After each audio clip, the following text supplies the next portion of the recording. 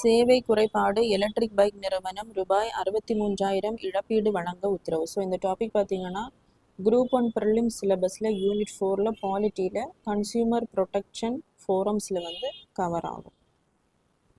So இந்த consumer forum அப்படிங்கிறது வந்து எதற்காக அமைக்கப்பட்டிருக்கு அப்படின்னா, மக்கள் வாங்குகிற அந்த பொருட்களில் ஏதாவது குறைபாடோ ஏதாவது பிரச்சனை இருந்தால் குட்ஸ் அண்ட் சர்வீஸில் என்ன பண்ணலாம் அப்படின்னா, இந்த கன்சியூமர் ஃபோரம்ஸை வந்து நம்ம அந்த டிஸ்பியூட்டுக்காக அணுகலாம்.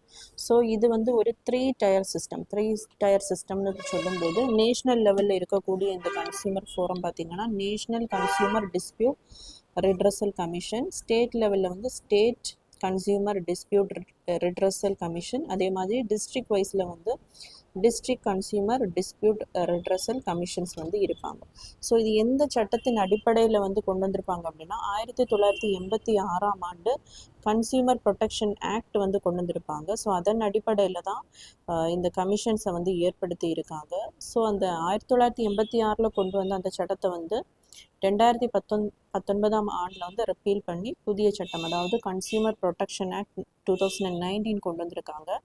அதன் அடிப்படையில் தான் இந்த டிஸ்பியூட்டுக்கு வந்து ஜட்ஜ்மெண்ட்ஸ் வந்து கொடுப்பாங்க.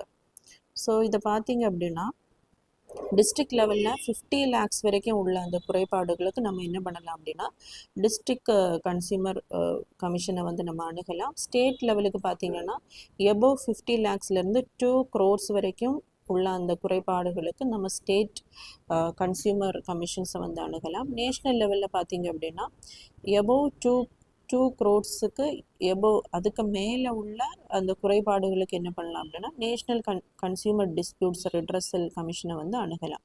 ஸோ இந்த டிஸ்ட்ரிக்ட் லெவலில் பார்த்தீங்க அப்படின்னா, இந்த ஃபோரமில் எத்தனை பேர் இருப்பாங்க அப்படின்னா, ஒரு president plus not less than 2 or more than, அதாவது மொத்தமாக 3 பேர் வந்து இதில் இருப்பாங்க.